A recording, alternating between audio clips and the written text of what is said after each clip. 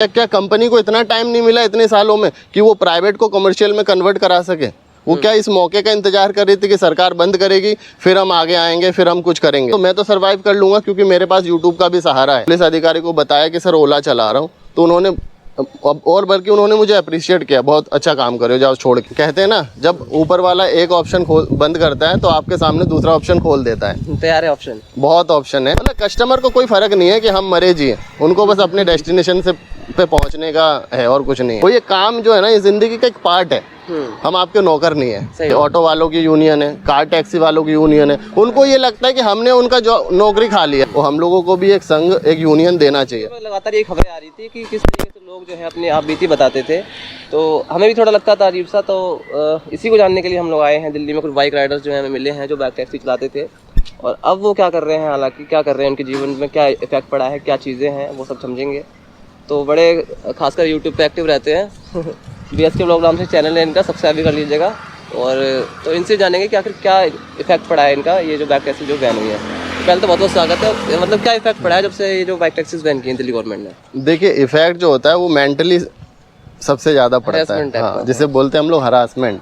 ठीक है, मेंटली इतना ज्यादा हरासमेंट हो जाता है जब हमारे बात आती है ना कि चालान का होगा। वो चालान कोई 500, 200 या 300 रुपए का नहीं है। यहाँ बात है 5000 का बाइक सीज होने का और आपके ऊपर मुकदमा चलने का। ठीक है, और हम लोग कमाने के लिए आए हैं, अपने घर परिवार सबको छोड़ के, और उस कमाई, और हम लोग कोई गलत काम नहीं कर रहे हैं, एक अच्छे से काम कर रहे हैं। और दिल्ली में ये सर्विस आए हुए 6-7 साल हो चुका है, और अचानक से ये खबर आना कि कल से बाइक टैक्सी बैन हो गया है और अब आप कुछ और काम देखो, तो कोई कैसे कर लेगा? आप मुझे बताओ। तो कब से कर रहे हैं वैसे आप ये? मैं सन 2018 से कर रहा हूँ।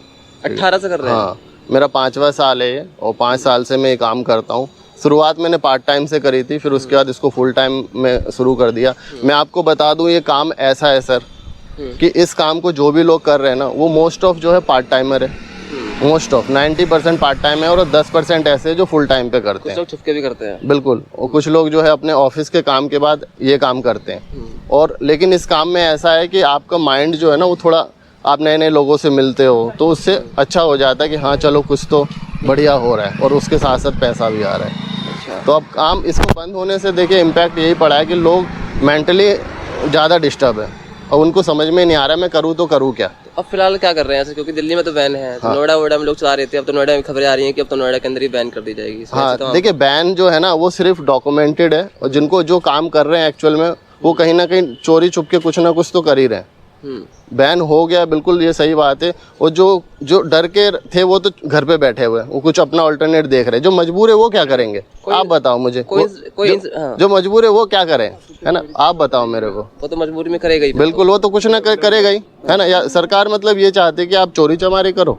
यार, जो इज्जत से कमा रहे वो करने दो। हाँ, रूल रेगुलेशन था तो पहले लाना था, जब लोगों को हैबिचुअल हो गया, लोगों की आदत में आ गई चीज़ें, तब बंद करना ये बहुत गलत है। देखिए, कहीं ना कहीं देखा जाए तो ये सोचने वाली बात है कि जब ये जो आई थी, जब ये सर्विस जब लॉन्च हुई थी, तब उस टाइम गवर्नमेंट को देखना चाहिए था। क्योंकि अब जो काफ़ी ज़्यादा लोग हैं, लगभग जो मैं खबरें पढ़ रहा लोग 6-7 लाख के आस बीच के जो बाइकर जो है वो राइड कर रहे हैं, मतलब राइडर जो है वो मेरा मानना है सर कि 10 लाख से ज़्यादा राइडर है दिल्ली NCR में। 10 लाख से ज़्यादा? 10 लाख से ज़्यादा है। तो यही सोचने वाली बात है। 10 लाख जो लोग हैं जो लगातार 3-4-5 सालों से, जैसे ये 2018 से चला रहे हैं, तो और कंपनी को क्यों नहीं अभी तक ये भेजा गया, या क्या कंपनी को इतना टाइम नहीं मिला इतने सालों में कि वो प्राइवेट को कमर्शियल में कन्वर्ट करा सके? वो क्या इस मौके का इंतजार कर रही थी कि सरकार बंद करेगी फिर हम आगे आएंगे फिर हम कुछ करेंगे? कोई इंसिडेंट आपको संग अभी हुआ है जब से जो बैन लगा है इस पे? कोई इंसिडेंट ऐसा आपके आंखों के सामने, आप नहीं, आपके दोस्तों के, क्योंकि आपके तो सर्कल में काफ़ी लोग होंगे? बिल्कुल सर, ऐसे तमाम चालान हैं और हो रहे हैं जिनका 5-5 हज़ार की, भाई ये देखो 5 हज़ार का चालान है। जब आप देख लेते हो ना कि यार 5 हज़ार का चालान है, तो आपके अंदर वैसे ही डर बैठ जाता है, फिर आपका मन नहीं होता कि आप निकलो और काम करो। मैं अपनी बताऊँ तो मैं ज़्यादातर नाइट में करता हूँ, तो मेरे को ऐसा डर होता नहीं है कि मेरा चालान होगा, क्योंकि नाइट में ट्रैफिक पुलिस नहीं होती है, या जो भी 5 नंबर वाले कुछ बोलते हैं वो नहीं होते हैं, तो मेरे को नहीं रहता है कि चालान होगा। लेकिन जब से ये बंद हुआ है, यानी 20 फरवरी से जब बंद हुआ है, तो भाई मैं भी दिल्ली जाना छोड़ दिया हूँ। सिर्फ नोएडा में, जहाँ मैं पहले पूरी रात में 1100-1200 कमाता था, वहीं अब घट के आ गया है मेरे 300-350 रुपये, जो कि नोएडा में। हाँ, अब आप बताओ उतने में बंदा कैसे सर्वाइव करेगा? महंगाई इतनी ज़्यादा मैं सर्वाइव कर लूंगा। मैं अपनी बात बताऊं तो मैं तो सर्वाइव कर लूंगा, क्योंकि मेरे पास यूट्यूब का भी सहारा है। लेकिन वो मैं उनकी बात कर रहा हूँ जो जिनके पास कुछ और नहीं है, वो सिर्फ इसी पे डिपेंड है, वो कैसे सरवाइव करेंगे? ये बहुत बड़ा चैलेंज है और बस कुछ ना कुछ सरकार को जल्दी से जल्दी सोचना चाहिए इसके ऊपर। हाँ अच्छा, जो अर्निंग आप बताइए कि पहले कम होगी ज़्यादा, और बाकी जो लोग जो बिल्कुल कुछ लोग जो है ना अभी जो मतलब और कोई सोर्स नहीं है, जैसे आपके पास यूट्यूब को सारा जैसा बताया, तो आपके पास तो सारा है, थोड़ा बहुत चलिए आप कर लेते हैं ना, और बाकी जो यही स्पीड मैन थे बिल्कुल, उनकी स्थिति क्या है? मतलब उनकी स्थिति मजबूरी में कर रहे हैं, सब कर रहे हैं, लेकिन मजबूरी में कर रहे हैं लोग काम। अभी तक किसी पुलिस वाले ने परेशान किया आपको? अभी तक नहीं, अभी तक मेरे को तो नहीं किया, लेकिन जो मतलब पूरी लाइफ टाइम जब आप 2018 से कर रहे हैं तब से कोई हाँ परेशानी नहीं की है सर। मेरे को जब भी रोका गया है अधिकारी द्वारा, वो सिर्फ रूटीन चेकअप को लेकर ही रोका गया है कि कहाँ जा रहे हो, क्या कर रहे हो, दैट्स इट। जब आज से अभी तक मेरे को जब भी रोका गया है, बोला गया है कि भैया क्या काम कर रहे हो आप, तो मैंने बताया है। मैंने ऐसे तमाम वीडियो भी आप देखोगे जिसमें मैंने पुलिस अधिकारी को बताया कि सर ओला चला रहा हूँ, तो उन्होंने और बल्कि उन्होंने मुझे अप्रिशिएट किया, बहुत अच्छा काम कर रहे हो, जाओ छोड़ के आओ। उन्होंने कभी ये नहीं कहा गलत है कुछ भी है, मेहनत कर रहे हैं आप। हाँ मेहनत करके कमा रहे हैं, उनको भी पता है कि यार ये लड़का मेहनत करके कमा रहा है। जितने भी यहाँ पे 10 लाख राइडर है सभी मेहनत करके ही कमाने आए हैं। कुछ इंसिडेंट ऐसे भी सुने हैं मैंने कि जहाँ पे ऑटो ड्राइवर जो है वो परेशान करते हैं उनको, टैक्सी जो बाइक टैक्सी चलाते हैं। हाँ बिल्कुल, ये हाँ बिल्कुल, ये मेरे साथ नहीं हुआ है, लेकिन मेरे भाइयों के साथ हुआ है। हमारे बहुत से ऐसे राइडर है जिनके ऐसा हुआ है। और मैं इसमें ये बोलना चाहूँगा कि देखिए हमारे भारत का संविधान हम सबको पूरे भारत में किसी भी कोने पे कमा के खाने का अधिकार देता है, ठीक है। उस अधिकार को किसी को भी जो है छीनने का अधिकार नहीं है किसी को। अगर ये कोई भी करता है वो गलत है, चाहे ऑटो संघ हो, चाहे ऑटो का यूनियन हो, चाहे कोई इंडिविजुअल भी हो, ये गलत तरीका है। और किसी के भी हक का खाने का या उसको दबाव डालने का किसी को कोई अधिकार नहीं है। ऑप्शन क्या रहेगा आपके पास? क्योंकि अब तो दिल्ली में तो बैन हो ही गया है, अब तो खबरें भी आ रही है नोएडा में भी बंद हो जाएगा। हाँ, अभी गुड़गांव जो चला रहे लोग जो है बंद हो जाएगा, तो उसके बाद फिर क्या ऑप्शन रहेगा आपके पास? देखिए ऑप्शन कहते हैं ना, जब ऊपर वाला एक ऑप्शन बंद करता है तो आपके सामने दूसरा ऑप्शन खोल देता है। तैयार है ऑप्शन? बहुत ऑप्शन है, और ऐसा नहीं है कि बाइक टैक्सी बंद हो जाएगा। मैं आपको इस जो भी नेशनल चैनल पे बता दूं, जो चल रहा है वो तो चल ही रहा है, बंद तो नहीं होगा, बस थोड़ा रूल्स रेगुलेशन आ जाएंगे। हाँ, ये मैं आप सबको बता दूं। और जो भी, क्योंकि ना मैंने देखा है सर जी, पवन जी, मैंने ये देखा है कि जितने भी कस्टमर है ना, उनको हम लोगों की लाइफ से कोई फर्क नहीं पड़ता। उनको बाइक राइडर की लाइफ से कोई फर्क नहीं पड़ता। उनके पास तो ऑप्शंस हैं। उनके पास ऑप्शंस है, उनको सिर्फ जल्दी होती है ऑफिस जाने की। अगर आपने थोड़ा सा भी बोल दिया ना कि भाई हेलमेट पहन लो, फुल है तो अरे चलो जल्दी यहीं तो जाना है, मतलब कस्टमर को कोई फर्क नहीं है कि हम मरे जिए, उनको बस अपने डेस्टिनेशन से पे पहुंचने का है और कुछ नहीं है, ठीक है। और डिलीवरी की बात करूं तो हम, क्योंकि मैं जोमेटो भी चलाता हूं कभी कभी, तो उनको घर के अपने दरवाजे पे वो खाना चाहिए होता है। बोल दोगे ना पैर में लगा है, चोट लगी है कुछ, सर आप यहाँ तक आ जाओ, पर क्यों? मैंने पैसा दिया है, मतलब पैसा दिया है तो आपने 1.5 लाख की 2 लाख की गाड़ी खरीद ली और अब आपको उस कोने तक छोड़ के आना है जहाँ तक वो बुक करा है। तो ये मेंटलिटी थोड़ा सा मैं रिक्वेस्ट करूँगा चैनल के सहारे बोलने की कि प्लीज़ आप लोग थोड़ा सा चेंज होइए और हम लोगों के बारे में भी सोचिए, क्योंकि हम भी अपने घर परिवार चला रहे हैं और ये काम जो है ना, ये ज़िंदगी का एक पार्ट है। हम आपके नौकर नहीं है। सही बात है, ये पार्ट है एक हमारा, और हम इस पार्ट को बखूबी निभा रहे हैं। हम आपके नौकर नहीं, हम कंपनी के लिए काम कर रहे हैं।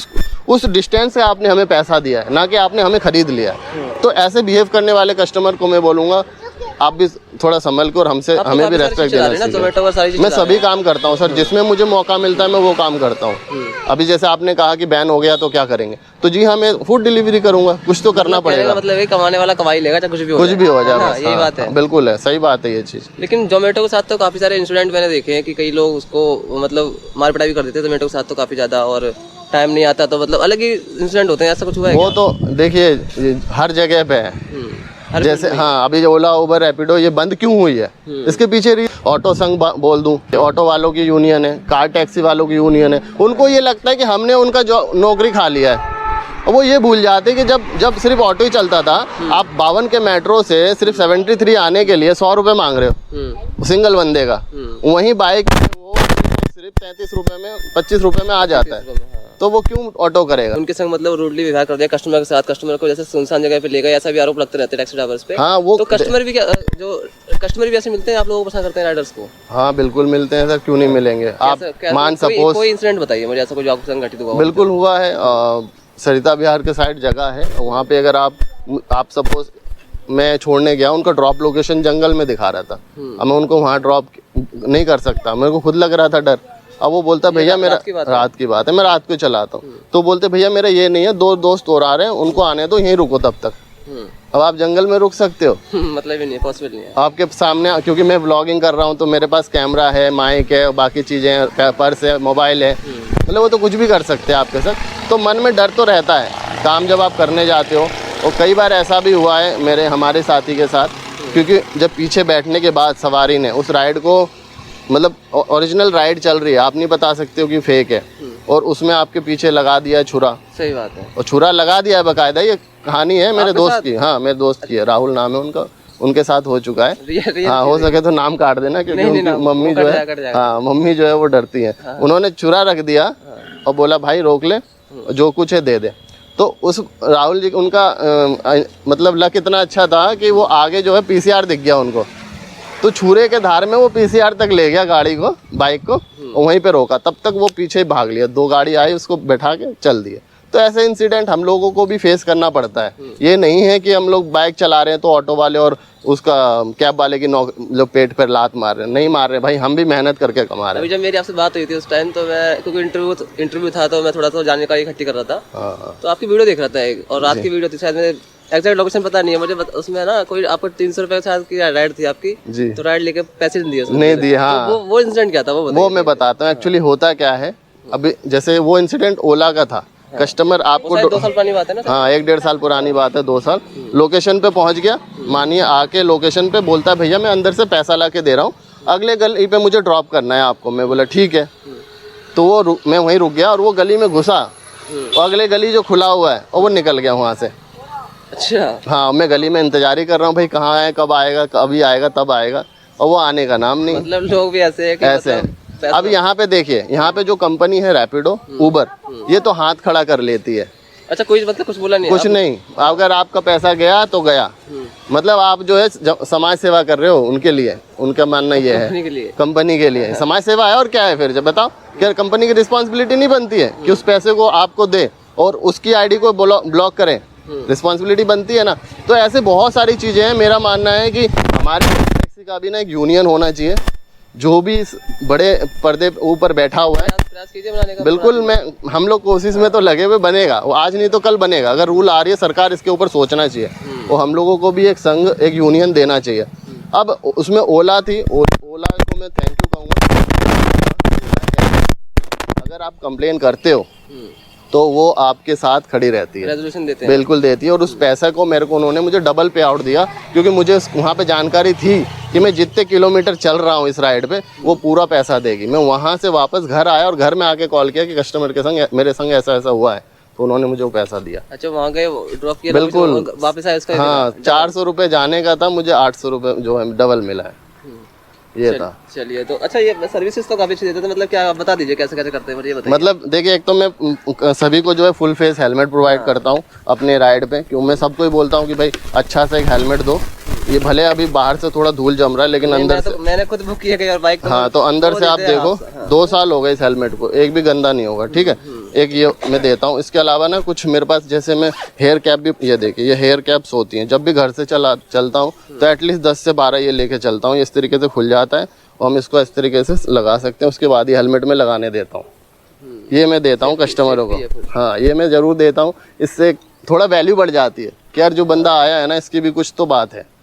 तो इसलिए मैं सभी राइडर को भी ये बोलूँगा। ट्रिप कर लिया अपने आप? मैंने अब तक, मुझे लगता है शायद मैं 2000 से ऊपर ट्रिप कर चुका हूँ। 2000 से ऊपर? कितने किलोमीटर हो गया होगा लगभग? और मेरी किलोमीटर की बात करूँ तो आगरा वगैरह देखता हूँ मैं काफी। हाँ, वो ट्रिप अगर मिला के करोगे तो मेरी काउंटिंग जो है 3.5 लाख किलोमीटर से ऊपर है। तो शौक है बाइक राइडिंग? हाँ, अगर मैं ओला उबर, हाँ मैं पर्सनली बताऊँ, अगर मैं सिर्फ ओला उबर की बताऊँ तो ऑलमोस्ट मैं 2 लाख किलोमीटर चला चुका हूँ। 2 लाख? हाँ, बाइक 65,000 इसको, जी हाँ, इसका 28,000 हुआ है और 48,000 में इसका मीटर सेट था, ठीक है। और इससे पहले मैं एवेंजर चलाता था, ओला में सिर्फ ओला और उबर ही, ओला और रैपिडो चलाता था मैंने, मतलब बहुत चलाया हमने बाइक। और मेरी एक सभी राइडर भाइयों से भी ये गुजारिश है, आप भी कस्टमर को वैल्यू दो और आप भी एक्सपेक्ट करो कि कस्टमर भी आपको वैल्यू दे। वो जब ही देगा जब हम कस्टमर को वैल्यू देंगे। ये तो खैर अपने काम धंधे की बात थी। थोड़ा सा ये बताइए कि, क्योंकि मुझे दिलचस्पी ये हुई कि 2 लाख किलोमीटर चला दिया। हाँ, ये चला तो हो सकता है जो मतलब जिसको इंटरेस्ट होगा, राइडिंग का शौक होगा। तो इस लाइन में घुसने का कारण क्या था?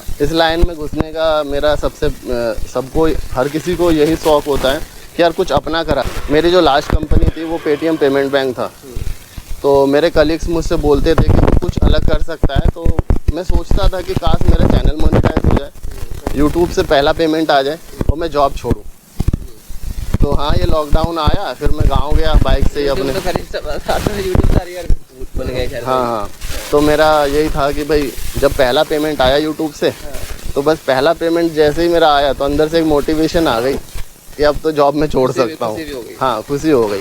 तब मैंने ना बिल्कुल लिवरेज काम, मतलब काम मतलब आपने भी किए वही टाइप कोट पैंट पहन के है। हाँ, वो तो है। देखता हूँ वीडियोस में। जो देखिए, जॉब में हर कोई अपना एक सूट बूट प्रॉपर तरीके से जाता है, जूता पॉलिश और वो सब। बस जॉब से आपको सीखने बहुत कुछ मिलता है, जिसे हम डिसिप्लिन बोलते हैं। होती है मतलब। हाँ, अगर आप वहाँ पे आप डिसिप्लिन सीख जाते हो और उसी डिसिप्लिन से आप लाइफ में आगे बढ़ते हो।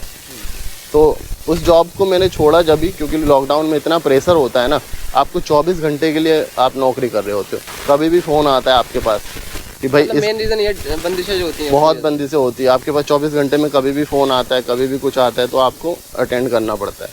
तो फिर मुझे लगा एक टाइम पे कि यार अब तो मैं 700-800 इससे कमा ही रहा हूँ, चैनल भी मोनेटाइज हो गया है, तो अब मैं क्यों नौकरी करूँ। सही बात है। और मैं कैसे अपने टाइम निकालूंगा, क्योंकि वीडियो भी मुझे खुद एडिट करनी है, वो भी करना है, सब कुछ देखते हुए इस चक्कर में मैंने जो है फिर नौकरी क्विट कर दिया। सारा कुछ अकेले करते हैं? बिल्कुल, सारा कुछ मैं अकेला one man army. One man army. चलिए, बहुत बहुत धन्यवाद। तो ये विश्वनाथ प्रताप थे और हम लगातार उनसे बात कर रहे थे, क्योंकि दिल्ली गवर्नमेंट ने जो है लगातार जो बाइक टैक्सी जो है वो बैन कर दी थी, और ये कहा गया था कि उसमें जो नियमों का उल्लंघन है, और बताया गया था कि उसमें जो सवारियाँ जो होती हैं, मतलब जो पीपल जो होते हैं उनको ट्रांसपोर्ट करना उल्लंघन है इस चीज़ का। और क्योंकि कमर्शियल यूज़ होता है और रेट भी नहीं है, तो इस वजह से इसको बैन कर दिया गया। और खबरें ये भी आ रही है नोएडा में और गुड़गांव में चल रही है।